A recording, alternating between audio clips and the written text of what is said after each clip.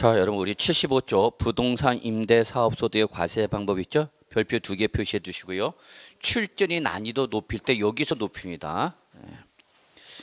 자, 일단 부동산 임대 사업 소득은 과세 방법 보시면 부동산 임대 소득은 따로 구분하고 안 하고 어디에 사업 소득에 포함하여 과세한다. 그래서 여러분 2배사 근연기 중에 어디다? 사업 소득이죠. 부동산도 임대로 인한 사업 소득이다 그입니다. 자, 그러면 이때 거기 동그라미 2번 부동산 임대 사업 소득 금액에다 동그라미 치세요. 그래서 여기서 우리 소득세법상 뒤에 금액이 붙으면 이거는 과세가액을 의미하는 겁니다. 과세가액. 얼마로 과세할 거냐입니다. 그럼 이때 소득세법상 부동산 임대 사업 소득 금액은 자 1년 동안에 발생한 무슨 금액에서 여러분 총수익 금액에서 비과세를 제외한 것에서 뭐를 뺀 거다 여러분? 필요 경비를 뺀 거죠. 그래서 양수가 나오면 과세 대상 소득이 발생하는 거고 음수가 나오면 뭐가 되는 거죠? 마이너스. 우리 마이너스를 뭐라 했어요 여러분?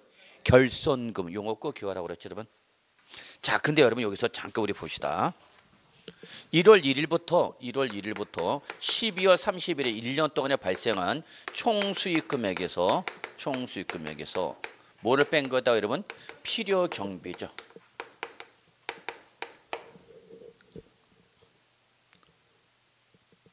자, 그래서 계산 요소를 보셔야 돼요 여러분. 계산 요소가 몇 가지 여러분? 2가지죠. 계산 요소가 2가지인 걸 아셔야 되겠죠. 뭐에서 여러분? 총수익 금액에서 뭘 뺀 거다고요? 필요 경비를 뺀 거죠. 그래서 이렇게 되면은 과세 대상 소득이 나오는 거고 이렇게 되면 마이너스 뭐가 발생하는 거고 결손금이 되는 거죠. 자, 근데 시험에는 여러분 필요 경비는 거의 안 나와요. 안 나와. 그냥 여러분 사업가 요 총수익 금액과 관련돼서 발생한 경비다라고 생각하시면 돼요. 그럼 시험에는 뭐가 나오냐? 요게 나옵니다. 그러면 우리 부동산 임대 사업 총수익 금액은 첫째 뭐로 구성되냐? 월세. 이걸 우리가 뭐라 표현한다 여러분? 임대료. 이걸 뭐라 한다? 월세.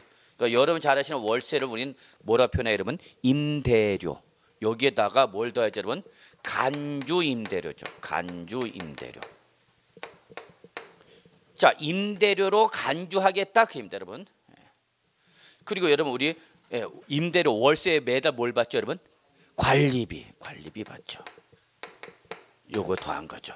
이게 일반적인 경우입니다. 요 세 가지. 근데 가끔가다 화재 발생하죠. 그 화재가 발생하면 우리 보험을 해서 가입해서 뭐가 나오죠?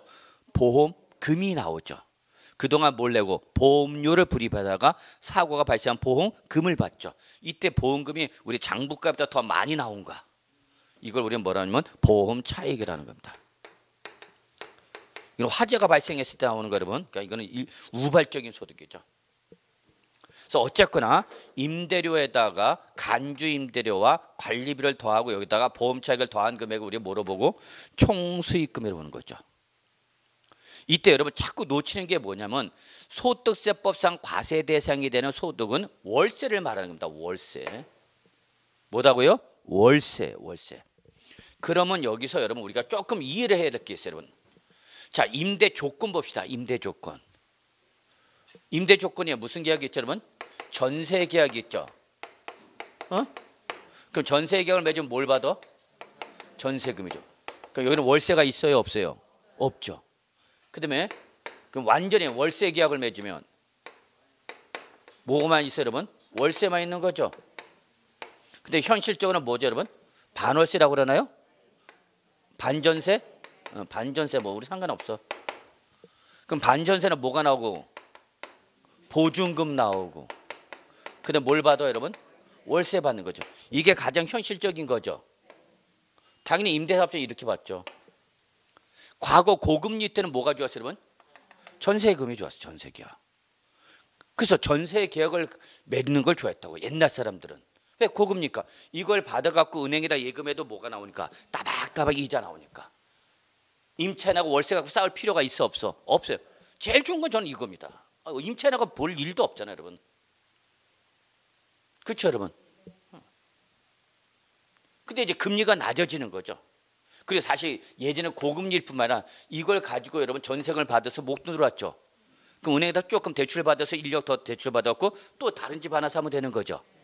그래서 그걸 또 뭘 주고 전세 주고 뭘 받고 전세금 받고 다시 대출 1억 받아갖고 또 다른 집 하나 사면 돼. 그게 500채가 되고 300채가 되는 거죠. 이거 사고 친 아줌마들 다 그런 거예요. 모녀가 그렇대. 모녀 세모녀. 훌륭한 모녀. 씨. 우리 엄마는 뭐 했는지 모르겠어. 씨. 남의 집 엄마는 그렇게 그냥 주택을 500채로 물려놨는데. 씨. 어떻게 여러분 어머니 잘 하고 계십니까? 집에 가서 물어보세요. 그런데 말입니다. 여러분 여기서 잠깐 보세요. 여기서 전세금과 보증금의 성격을 보셔야 돼요. 여러분. 그러면 여러분 다 아시는 거예요. 여러분. 전세금과 보증금은 잠시 임대인이 보관하고 있는 거죠. 그래서 전세기간이나 임대차 기간이 끝나면 임차인한테 목적물을 받으면서 돌려주는 거죠. 그러니까 이건 임대업체 수입이야 수입이 아니야. 아니야 그냥 잠시 보관하는 거야. 예수금이야 예수금. 그러니까 임대업체 입장에서 이건 뭐야 여러분. 부채야 부채. 나중에 돌려줘야 되는 거야. 임대업자가 먹어 안 먹어? 못 먹는다가 돌려줘야 되잖아. 목적물 반환 받으면서. 그러니까 이거는 과세대상 소득이 아니야. 아니야. 소득은 뭐야? 요것만 과세대상 소득이 되는 거죠. 그렇죠? 이것만 과세대상이라니까? 그러면 이것만 과세를 하면 무슨 문제가 발생하냐면 전세금을 맺은 사람은 전세금을 받았기 때문에 과세대상 소득이 아예 있어 없어? 여기는 없죠. 없죠. 자 반전세에 가봅시다. 보증금을 많이 받은 사람 월세가 어떻게 돼? 줄었겠죠. 월세를 많이 받은 사람 전세금이 어떻게 돼? 그러니까 똑같은 부동산이 돼. 똑같은 하나의 부동산이 돼. 조건에 따라서 과세대상 소득이 다 달라지는 거죠. 크기가. 하나의 부동산인데 임대 조건에 따라서 전세계약을 맺었을 때 아예 아무것도 없고 월세계약을 맺었을 때는 다 과세. 반전세일 때는 일부만 과세. 그러니까 똑같은 부동산도 조건에 따라서 달라지는 거죠. 과세대상 금액이. 이해하세요 여러분? 자 그러다 보니까 너무 들쑥날쑥하다는 얘기야. 근데 네가 이걸 전세금이나 보증금을 받았으면 이걸 은행에다 아니 금고에다 집어넣지는 않겠죠. 최소 은행에다 뭐 할까? 예금 재테크 할 거 아니야. 그 이제 최악의 수단이 뭐야? 은행에 예금하는 거죠. 그럼 네가 요거를 현금으로 금고에다 집어넣지 않고 은행에다 뭘 했으면 예금을 했으면 거기다 대가로 뭐가 나올 거 아니냐? 이자가 나올 거 아니냐? 그럼 요 이자를 뭐로 보겠다? 월세로 보겠다. 이게 바로 뭐예요, 여러분? 요게 간주임대료, 여러분. 그래서 얘는 제목이 임대료가 아니라 뭐야? 간주임대료. 임대료로 간주해서 과세하겠습니다. 그 얘기입니다. 감 잡으셨어요, 여러분? 그래서 간주임대료 감을 잡아야 돼. 그래서 네가 뭘 받았으면 전세금이나 보증을 받았으면 네가 이걸 은행에다 뭐 했으면 예금했으면 뭐가 나올 것이고 이자 나올 것이고 그럼 이자를 뭐로 봐서 월세로 봐서 과세를 하겠습니다. 이게 뭐다고 여러분? 간주임대예요. 감 잡으셨어요? 됐죠 여러분 여기까지? 예. 이제 진짜 중요한 건 여기부터야. 자 지금부터 잘 들으셔야 돼요. 그러면 이 간주임대료는 소득세법상 월세로 봐서 과세를 하겠다는 얘기죠. 근데 얘는 목적물을 보셔야 돼요. 목적물을. 뭐로 구분하면 주택과 주택 외의 부동산으로 구분하셔야 돼요. 이거 반드시 구분하셔야 돼요. 물론 주택의 부동산 시험에는 제일 잘 나오는 게 상가 등이죠. 뭐 상가 또 뭐 여러분 토지. 그러면 주택은 항상 주택 임대에 임대차 들어와서 사는 사람은 누가? 서민들이죠. 서민들의 보호하겠다는 정책 목적상 주택은 원칙 간주임대로 과세를 안 합니다.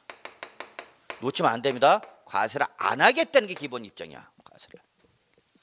주택에 대해서는 간주임대로 과세를 하겠다고요? 안 하겠다고요? 안 하겠답니다. 안 하겠답니다. 왜? 주택이니까. 서민들의 주거 생활 안전 목적상 임대업자한테 세금 많이 때리지 않겠답니다. 그래서 한때 2017년도 이후에는 부동산 임대사업자가 우대 대상이었어, 규제 대상이었죠. 우대 대상이었단 말이야. 그래서 등록해 임대사업자로 등록하면 거기에 대해서 너 종합부동산세, 양도소득세, 중과세 다 빼줄게. 소득세 안 때릴게. 빵빵 세금 줬다. 취득세 면제해줄게. 하여튼 혜택을 다 줬어 세법에서. 그러니까 이게 찬스 해가지고 다주택들을 와 들어와 버려서 정부가 예상했던 외의 현상이 발생한 거야. 갑자기 다주택자로 막 뛰어 들어오는 거야. 그럼 수요가 증가하니까 주택가격이 어떻게 돼? 당연히 올라가는 거야. 주택가격 누르려고 우리 정책을 시했는데 오히려 주택가격이 어떻게 해보네? 올라가 버렸네. 이게 그 유명한 여러분 학교에서 배우셨던 뭐죠? 정부가 어떤 특정한 경제적 효과를 노리기 위해서 정부 정책을 시행했는데 오히려 역효과가 발생하는 거죠. 시장에 마이너스 효과를 발생하는 거죠. 이걸 뭐라 하죠? 정부의 실패. 시장의 실패를 치유하기 위해서 정부가 개입한 거죠. 시장에서 수요와 공급의 불균형으로 인해서 가격이 정상대로 소비할 수 없어서 막 뛰는 거죠. 이게 주택가격이죠. 젊은 사람들한테 지금 젊은 사람한테 네가 정상적으로 지금 돈을 벌어서 집을 살 수 있는 구조가 돼? 못 돼? 못 돼. 한평생 돈을 못 벌어. 순수하게 자기가 노력을 해갖고 돈을 모아서 집을 못 산다니까? 살 수가 없어 지금. 그러니까 젊은 친구들 요즘 뉴스에 계속 뭐 비트코인에 투기 대상 이런 데 막 투자한다 뭐라고 그러는데 글로 몰고 갔어. 기성세대가 그렇게 몰고 왔어. 그래놓고 왜 젊은 애들한테 그러냐고. 어? 글로 몰고 왔다니까. 기성세대가 그렇게 만들었다니까. 자, 그래서 이렇게 서민들의 주거생활을 안정목적 어쨌거나 주택에 대해서 과세를 하겠다 안 하겠다? 안 하겠다는 얘기야. 임대인한테 세금 떼면 그게 누구한테 전가되는가? 임차인한테 전가된다. 임차. 그게 무서운 거야. 이게 정부 실패이죠. 그런데 무조건 과세를 안 하면 다주택자가 너무나 혜택을 받게 돼. 그죠? 그래서 예외가 있죠. 이게 문제야. 항상 시험은 이거야. 몇 주택 이상을 갖고 있으면서 3주택 이상을 소유하면서 받은 보증금이 요거 지워도 되겠죠? 요거 써놨어? 이거 꼭 적어놔야 돼. 이걸 이해를 하셔야 돼요. 3주택 이상을 소유하면서 받은 보증금액이 얼마 초과면 3억 원 초과. 이거 절대 놓치면 안 돼요, 여러분. 3억 원 초과. 그래서 저는 이걸 그냥 332 이렇게 구하라고 합니다. 332. 뭐? 332. 3주택 이상 소유 3억 원 초과. 이 조건 두 가지 모두 충족해야 되는가? 올 충족. 그러면 그때는 주택이라도 과세한다 안 한다? 한다. 한다는 얘기야. 이거 꼭 따져야 돼요. 물론 이때 주택수를 계산할 때 법에서 정하고 있는 소유용 주택은 2021년 말까지 제외합니다. 이 내용이 바로 여러분 교재 바로 잠깐 어디 보시냐면 76조에 나와 있죠. 동그라미 4번에 보시면 간주임대료죠, 여러분. 찾으셨네요? 여기다 별표 3개 10%겠죠. 이걸 잘 봐야 돼. 무조건 총수익 금액이 나오면 여러분 이 시험은 이거 무조건 나와. 간주임대료. 이게 빠질 수는 없어. 이게 빠지면 안고 없는 찐빵? 뭐 그런 거야, 여러분. 찐빵 하면 역시 뭐야? 안고인가? 안고라고 그러지? 요즘 뭐라 그러지? 팥? 네, 그래. 제가 용어를 좀 잘못 선택한 것 같아요.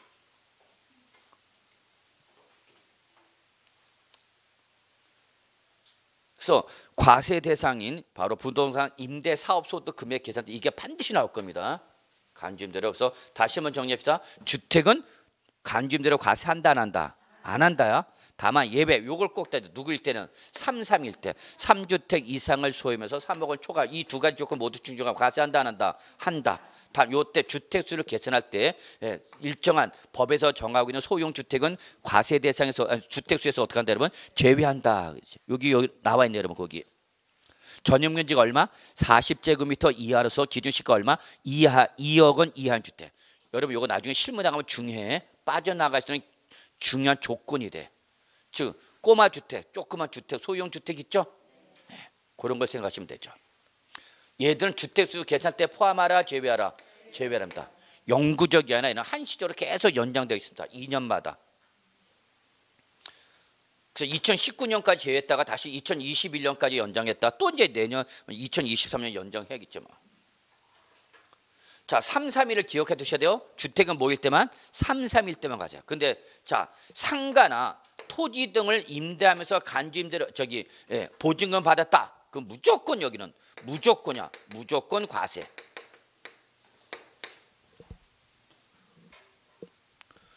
무조건 과세입니다. 그러니까 요걸 구분을 잘 하셔야 돼요. 시험에 이게 나오는가? 자, 시험에 막 섞거나 2주택 소유자가 1주택은 전세금을 받고 또 하나는 1주택은 월세를 줬다. 월세를 받았다. 그럼 이때 과세 대상에 대한 소득은 뭐밖에 없죠? 월세밖에 없어요? 전세금은 과세해요, 안 해요? 해야 돼, 안 해야 돼? 안 해야 된다니까. 모일 때만 과세한다고. 여기 몇 주택이랬어? 3, 3이 아니야. 아니죠. 그럼 얘는 과세 대상이 아니죠. 그럼 뭐마냐? 월세만. 이렇게 나온다니까.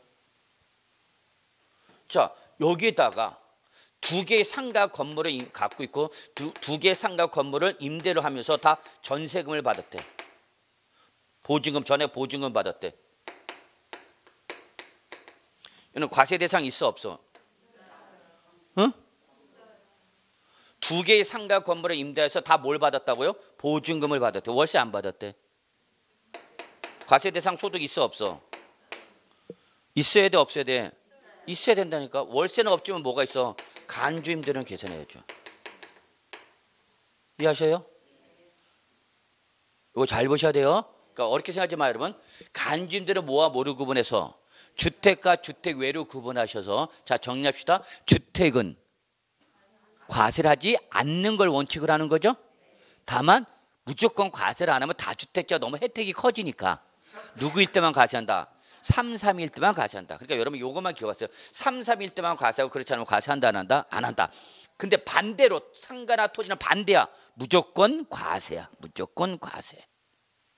요거 틀을 꼭 잡으셔야 돼요, 여러분. 이걸 이제 출제는 시험에서 이제 막 섞어 놓는 거야. 상가 건물 주택 수, 임대금, 월세 받았을 때, 전세금 받았을 때 이거 섞어 놓고 과세 대상 소득이 있다 없다 막 물어보는 거야. 그러면 여러분 정신 못 차려. 그러니까 기준을 잘 잡으셔야 돼. 기준이 흔들면 여러분은 문제 나올 때마다 계속 흔들려요. 그러니까 틀을 잡으세요. 다시 한번 저랑 같이 해요. 월세는 무조건 과세야? 월세는 묻지 마. 무조건 과세인 거야? 이건 누가 먹는 거니까? 그러니까 임대업자가 먹는 것만 과세를 하는 거야. 근데 뭐는? 뭘 받았다고? 전세금, 보증금. 그럼 전세금과 보증금 자체는 과세 대상이 아니야. 아니라고 그랬죠.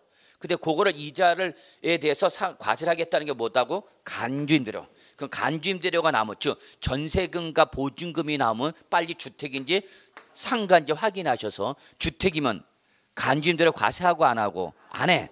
다만 예외적으로 모일 때만 3, 3일 때는 과세한다. 이렇게 정리해 두셔야 돼요. 근데 토지나 상가는 묻지 마. 무조건 과세. 이렇게 되죠. 그러면 자 세금 측면에서만 봐. 여러분이 이제 나중에 실무 나가면 컨설팅을 많이 해줘야 돼. 부가가치를 창출해야 돼. 저는 그렇게 강조합니다, 여러분한테. 단순히 중개해갖고 돈 먹으려면 힘들어요, 여러분. 중개 갖고 먹어봐요, 여러분. 별로 없어. 부가가치를 창출해야 돼.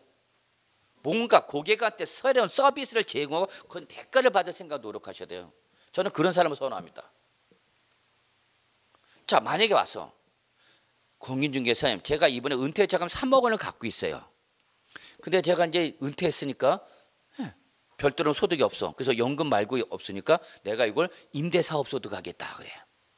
임대사업소득 때. 그러면 주택 임대사업자가 유리해요? 상가 건물 임대사업자가 유리할까요? 라고 물어보는 거죠. 자, 그러면 단순하게 나와서는 안 되겠지만 세금 측면에서만 고려를 한다면 그럼 어차피 모든 부동산 입지 분석이죠. 입지 분석이잖아. 그 입지 조건에 따라서 상가가 유리할 수도 있고 주택이 유리할 수도 있고, 그죠? 월세가 유리할 수도 있고 전세가 유리할 수도 있고, 그거 다 따르지. 그런데 그걸 다 가정해서 할 수는 없지만 단순히 세금 측면에서만 고려한다면, 세금만 고려한다면 주택을 임대하는 게 좋은가, 상가 건물을 임대하는 게 좋은가? 주택이 오히려 세금이 적죠. 뭐 아니면 332가 아니면 간주임대료 과세가 없잖아. 근데 뭐면 상가나 오피텔이다. 얘는 무조건 과세죠. 월세를 안 받아서 간주도 무조건 과세한다니까. 그러니까 여러분이 임대 목적물이 월세냐, 아니 주택이냐, 오피스텔 상가에 따라 달라져 여러분. 특히 여러분은 지금 뭐를 공부를 안 하지만 부가가치세 공부를 안 하지만 실무나가 부가가치세 엄청 중요해요 여러분.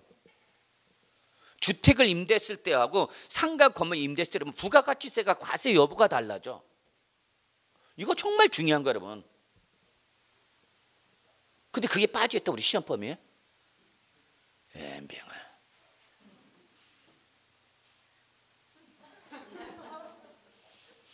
아니야 농담 아니야 여러분.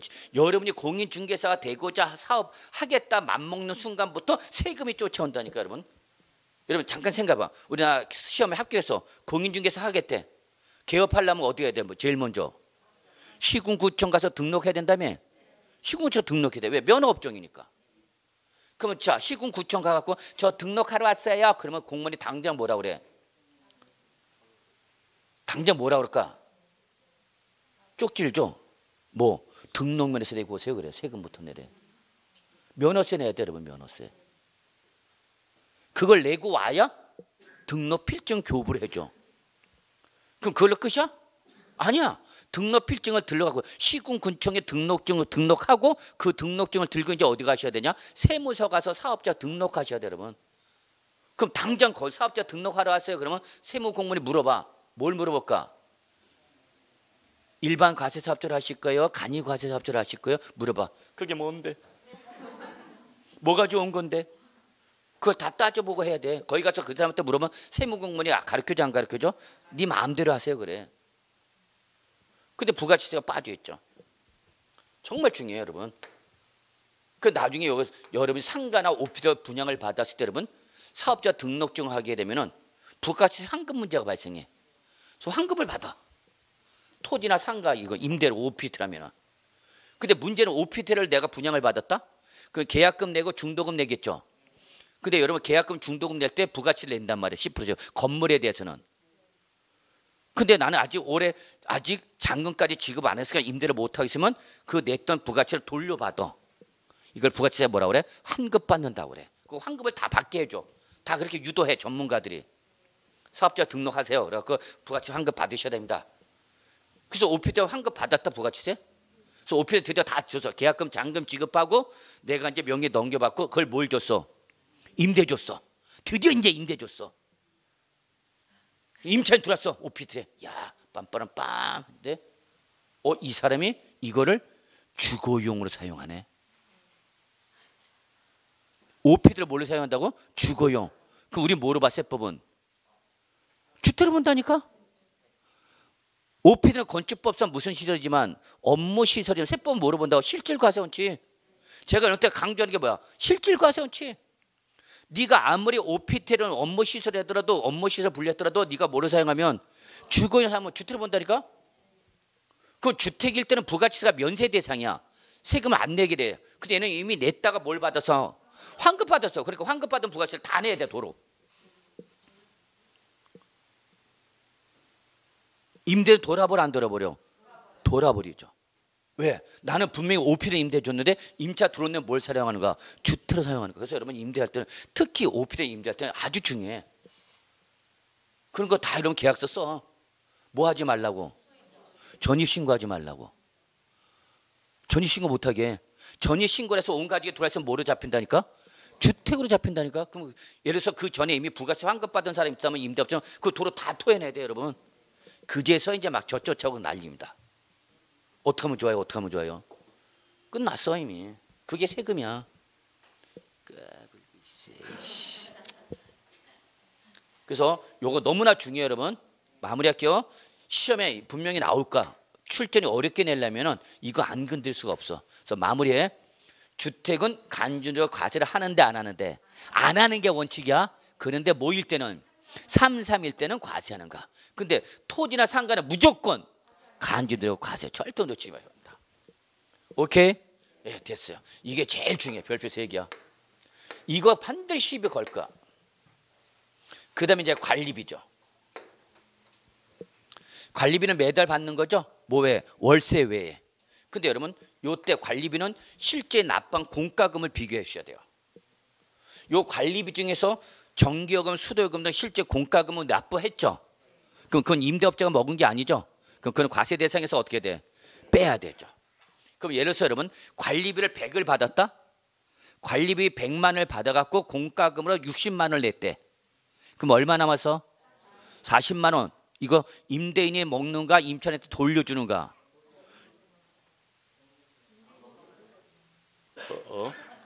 아니 생각해. 관리비 냈잖아 100만 원. 그럼 그중에 일부 60만 원 모르 냈다고. 공과금 얼마 남아서? 40만 원. 그럼 누가 먹어? 임대인이 먹잖아. 임대인 돌려줘? 아니잖아. 그러니까 요때 실제 납부한 공과금을 초과하는 뭐는 관리비는 과세 대상이다 아니다? 이다라는 걸 기억해 두셨죠. 그래서 여러분 거기에 바로 관리비에 나와 있죠. 찾으셨나요? 자, 그래서 여러분 거기에 기본 통칙도 보셔야 됩니다. 기본 통칙 2번을 보세요. 전기료, 수도료 등의 공공요금의 명목으로 지급받은 금액이 공공요금 납부액을 뭐하면 초과하면, 즉 내가 이렇게 제가 말씀드렸죠. 얼마 받아서 관리비 100만을 받아서 공과금을 얼마 내서 60만 원. 그거 생각하세요, 여러분. 그럼 얼마 남아서 40만. 그럼 누가 먹어? 임대인이 먹는 거죠. 그러니까 그거는 과세 대상 소득이 어떻게 한다? 산입하라 그 얘기입니다. 오케이? 예. 그래서 여러분 그 밑에 주택가 상가 등에 대한 임대 소득에 대한 과세액 한번 좀 보시고 제가 설명했던 거 이해해 주시기 바랍니다. 자, 77쪽에 보시면 여러분 분리과세 주택 임대 사업소에 대한 세액 계산 특례 있죠. 자, 요거는 X치세 시험에 나올 가능성은 저는 없다 봅니다. 들어가지 마세요. 양가로 5번은 이걸 출제 내면 이건 출제는 맞으라고 내는가 틀리게 하는가? 틀리려고 내는 겁니다. 그때는 뭐 어쩔 수 없어요, 여러분. 근데 나중에 여러분 실무 나가시면 반드시 정리해 두셔야 됩니다. 자, 그다음에 양가로 6번 부동산 임대 사업소득 수입시켜 합시다. 자, 이거는 귀속 연도를 결정하는 겁니다. 어느 해 연도로 소득을 볼 거냐 그입니다. 자, 그래서 원칙만 보세요. 예배는 보지 마시고요.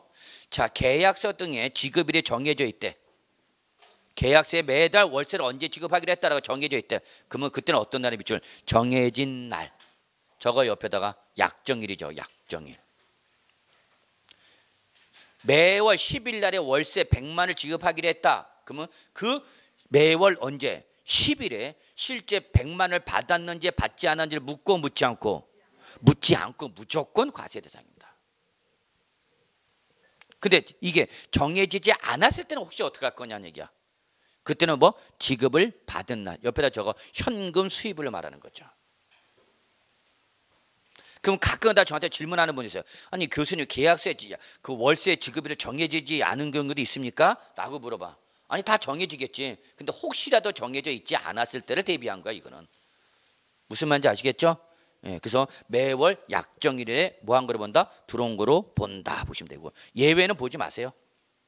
자, 그다음에 양가로 7번 결성금과 2월 결성금이 나왔네요. 다음 페이지 넘기세요. 여기 시험에 나오죠. 결성금은 아까 뭐가 발생한 거랬죠, 여러분? 마이너스. 근데 그 마이너스가 그 결손금이 어디서 발생한 거냐를 봐야 돼. 그래서 단순히 주택을 제외한 부동산 임대업에서 발생한 결손금이냐 아니면 주택 임대업에서 발생한 결손금이냐 이걸 구분하셔야 됩니다. 그러면 이때 부동산 임대업에서 발생한 결손금은 다른 종합소득과 다른 종합소득금액과 그래서 통산을 할 수 있다 없다? 없다. 공제할 수 없다 이렇게 합시다. 공제할 수 없다. 혜택을 주는가 불이익을 주는가 이거? 불이익을 주는 거예요. 불이익. 여러분 부동산 임대업자는 세법상 기본적으로 우대 대상일까 규제 대상일까? 자, 부동산 임대업자는 세법상 기본적으로 규제 대상입니다. 규제. 근데 주택 임대업은 서민들의 주거 생활 안정 목적이나 정책적 목적이 아주 강하기 때문에 어디서 발생한 것은 주택 임대에서 발생한 결손금은 다른 종합소득금에서 공제할 수 있다 없다? 있다. 이게 특징입니다. 이게 시험에 나왔던 거죠. 작년에도. 여기 나오는 거예요. 출전도 이런 거 좋아요. 이런 거. 뭐 달라지는 거 있잖아요. 이렇게. 아, 이런 거 좋아한다니까 출전들. 이런 거. 과세하는데 예외가 있고 과세를 하는 거고. 이런 거 좋아한단 말이에요. 출전들이. 조건에 따라서 값이 달라지는 걸 그런 걸 여러분 잘 보셔야 돼요. 여러분 어차피 시험 대비 공부를 하는 거라면 요령 있게 공부를 하시라고. 지금 사법고시 공부하는 게 아니잖아. 근데 여러분의 자세는 사법고시 공부죠.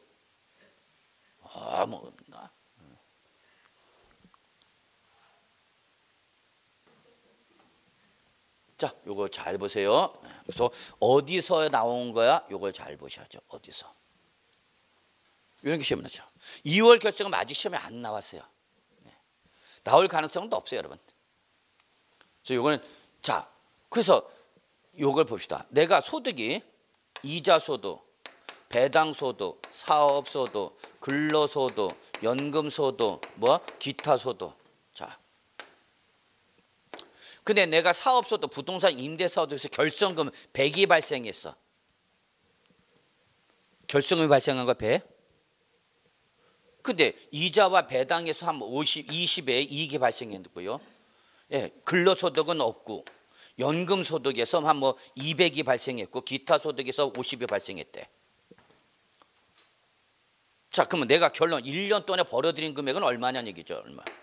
그럼 20, 네, 그 다음에 200, 50, 그럼 270인가요? 여기다 손실 얼마? 100. 그럼 순수하게 번 건 얼마? 170이죠. 그러면 결손금은 다른 과세 소득 금액을 어떻게 하죠, 여러분? 줄여주고 있죠. 이게 없으면 얼마 되죠? 과세 대상 소득이? 270인가요? 근데 이게 있으니까 170으로 줄어버리죠. 그러니까 결손금은 과세 대상 소득을 줄여주는 역할을 하는 거죠. 그러니까 결손금이 무조건 나쁜 거는 아니에요. 그래서 올해 너무 과대 수익이 발생해갖고 비정상적으로 올해 소득에 집중됐어. 이게 분산되면은 그만큼 소득 세세율이 어떻게 돼? 낮아지는데 올해 갑자기 비정상으로 확 몰빵이 돼버린 거야. 그때 마이너스가 발생한 거를 이때 소득 발생시켜갖고 과세 대상 소득을 어떻게 하는가? 누락시키는 거죠. 자, 그래서 결론. 요때 요 발생한 뭐가? 결손금이 어디서 발생한 거면 부동산 임대에서 발생한 거면 다른 소득금에서 빼라 빼지 마라? 빼지 마란 얘기야.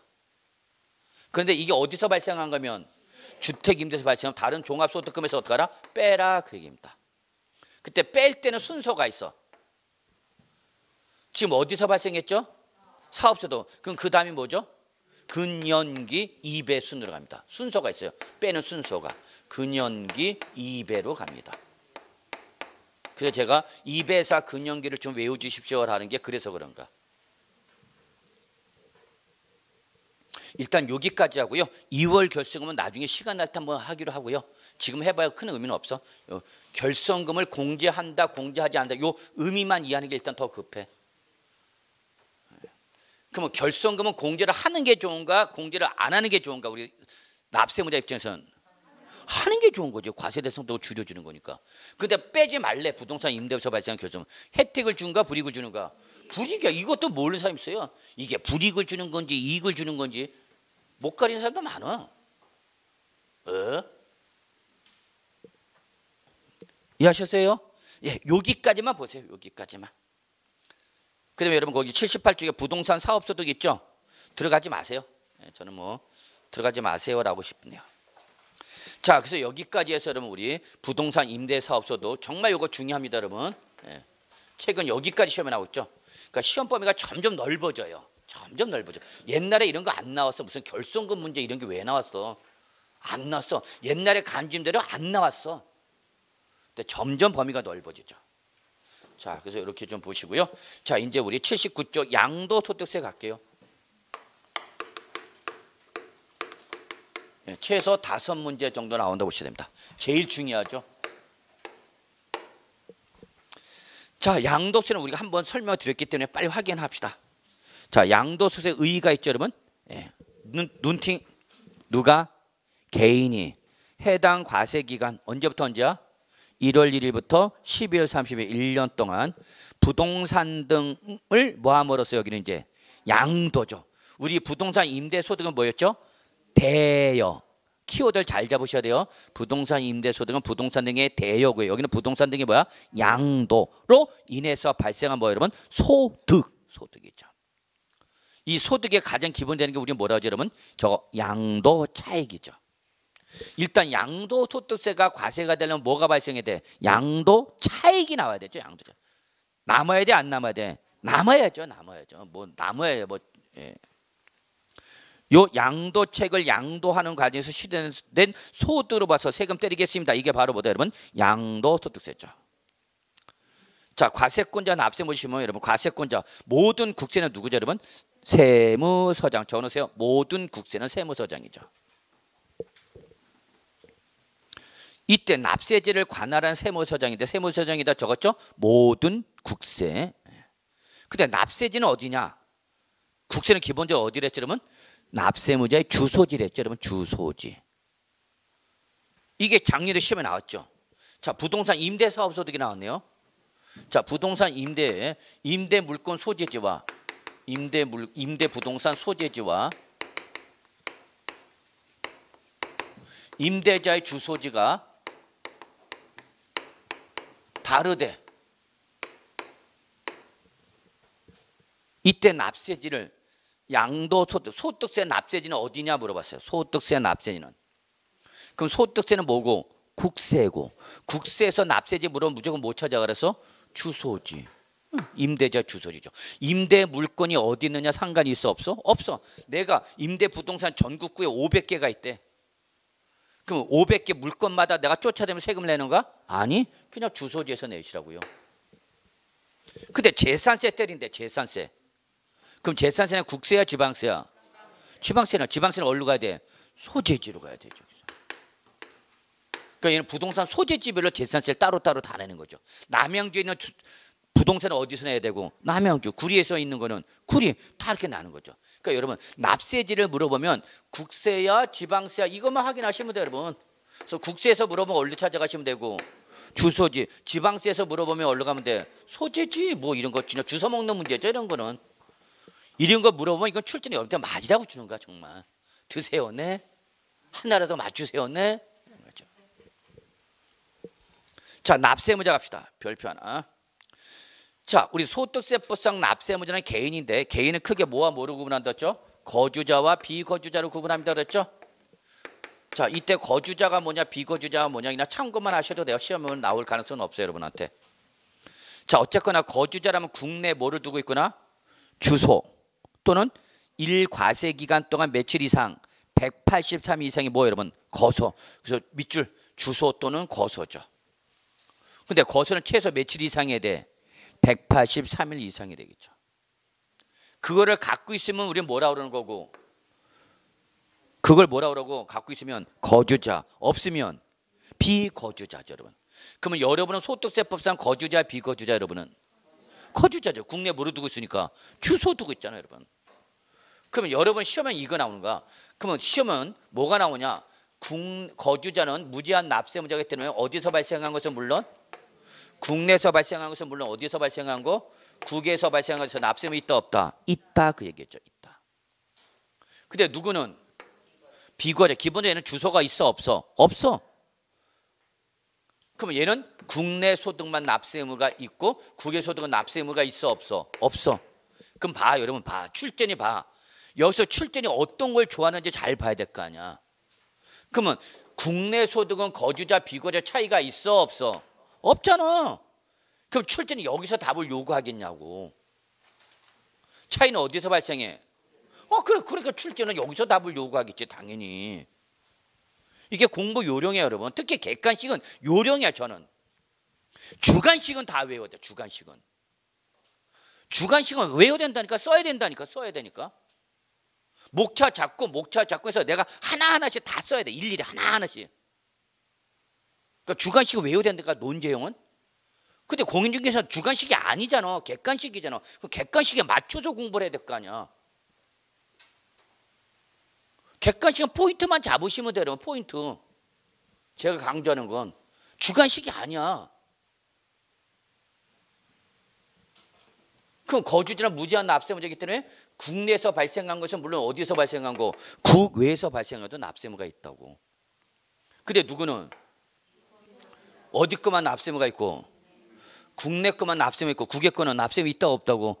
없다고. 그럼 차이는 어디서 발생해? 국외에서 발생하잖아. 그럼 출전 답을 여기서 찾겠지 당연히. 제가 뭐 얘기하는지 아시죠?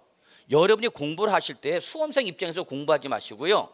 여러분 출전이라면 어떻게 낼까라는 거 한번 고려해 보세요. 한번 생각해 보시라고. 그러면 공부를 하지 않아도 답이 보여. 문제 속에 답이 보여. 아, 이게 답일 것 같아. 근데 저도 사실 말입니다. 공부할 때 그걸 몰랐어. 나도 공부할 때 그걸 내가 알았으면 내 인생 아마 펼쳐졌을까. 활활 날개를 펴고 있을 거야. 근데 그걸 저도 공부할 때 몰랐고 강의하면서 알았어요. 강의하면서. 아, 문제를 수험생 입장에서 보질 않고 누구 입장에서 보다 보니까 출전 입장에서 문제 보니까 문제가 보여. 답이. 내가 그 내용을 모르더라도 문맥 구성상 딱 보면 이게 답일 것 같다면 거의 맞아요.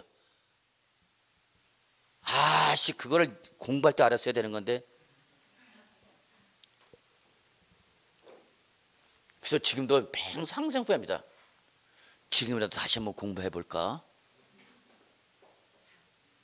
그럼 저희 집사람은 뒤집어집니다. 입에 거품 물고.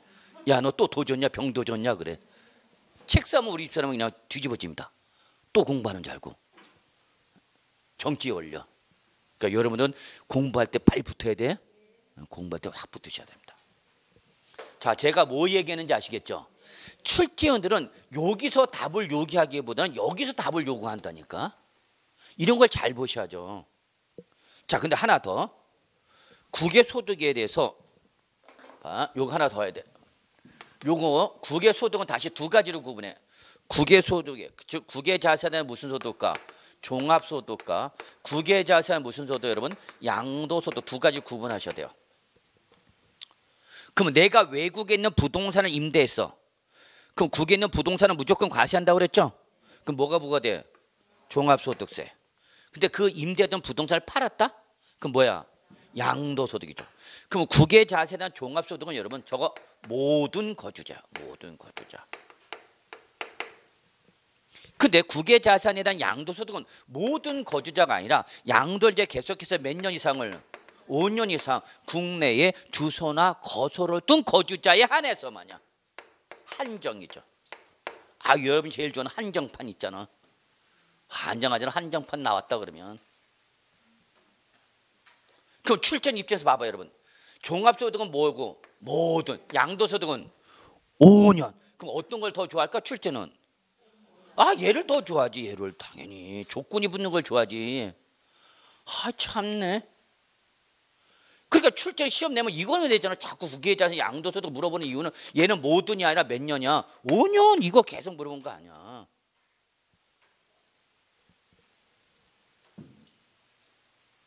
객관식은 요령이야. 포인트야.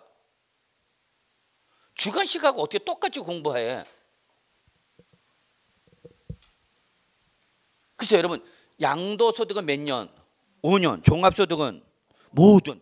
근데 요는 아직 시험에 안 나왔어요, 여러분. 요거는 아직 이건 시험에 안 나왔어요. 그래서 저는 자꾸 요쪽으로 눈이 길이 가. 얘는 이미 몇 번씩 노출됐다니까. 이건 출전에 몇 번씩 물어봤어. 국외자산 양도세 납세는 몇 년? 5년. 저 같으면 이거 절대 안 냅니다. 이미 노출됐는데. 여러분 기출문제 특강하고 있죠. 기출문제 특강하고 있잖아. 그거 보셔야 돼요, 여러분. 그래서 지금까지 어떻게 어떤 시로 나왔다 그거 분석해갖고 결론 올해는 어떻게 나올 거다 그걸 예상하는 거잖아. 안 해? 기출? 하죠? 아직 안 했어요? 네. 하셔야 됩니다. 그거. 기출을 보지를 않고 내가 공부한다서 막말로 장님이 잘말 맹인이 뭐 이렇게 문고리 잡아가면서 하는 거 더듬는 거 똑같은 거 여러분. 그래서 기출문제 하는 거야. 기출문제 왜 하냐면 자, 시험에 이렇게 나왔습니다. 이렇게 이런 형태로 나옵니다. 이런 난이도로 나옵니다. 그래서 지금 현재까지 이런 추세로 나왔습니다. 그래서 여기까지가 우리가 기출이고 이제 예상치계가 이제 올해는 어떻게 나올 거다. 그렇게 나오는 거죠. 그래서 저는 기출문제 반드시 외운다. 제가 강의를 할 때 어떤 강의를 하면 제일 먼저 분석을 하는 게 뭐냐? 기출문제입니다. 제가 방송대학교에서도 강의할 때 제일 먼저 방송대 그 학생에다 기출문제 주세요 그랬어요. 그래서 기출문제 분석해갖고 연도별 기출문제 분석에 딱 줬더니 학생들 난리가 났죠. 그래서 보니까 기출문제. 그래서 여러분이 아 이렇게 나왔구나 걸 느끼셔야 됩니다. 자 결론 냅시다. 만약에 거주자 비거주라면 국내에서 물어볼 거다 국외에서 물어볼 거다 국외에서 물어볼 겁니다. 특히 거주자면은 종합소득과 양도소득 어디서 물어봤어요? 여태까지는 양도소득. 근데 아직 뭐는 안 물어봤다. 종합소득. 그럼 종합소득을 물어보면 종합소득은 뭐다 여러분? 모든. 요게 포인트다. 이것만 잡으시면 돼요 여러분. 그럼 외울 필요도 없잖아. 무슨 말인지 아시겠죠 여러분? 예 됐어요. 그 다음에 여러분 공동소유 자산 합시다. 자 이것도 실무에서 일어나 여러분. 자산은 부동산은 몇 개인데 하나인데 사람이 몇 명이야? 2명 이상. 그래서 2명 이상이 공동소유했던 자산을 양도했다는 얘기야. 그럼 양도세 누가 내야 되냐 그 얘기 여러분. 밑줄 누구죠 여러분? 공동소유자 각자가. 그럼 이게 유리한가 불리한가 여러분? 공동명의로 갖고 있는 게 기본적으로 유리해 불리해? 기본적으로 유리야 세법상은. 기본이야. 항상 그런 건 아니에요. 예외는 있어. 근데 기본적으로 단독명의보다는 뭐가 공동명의가 유리해요. 그러니까 이런 걸 여러분이 집에 가서 아저씨한테 얘기를 하면서 이번에 사는 부동산은 우리 반반씩 공동명의로 합시다. 그래야 아저씨가 아 그래? 그러면서 반반씩 나눠줄 거 아니야. 이거를 무조건 내 명의로 줘요. 그러면 아저씨는 또 어떤 생각이 들어?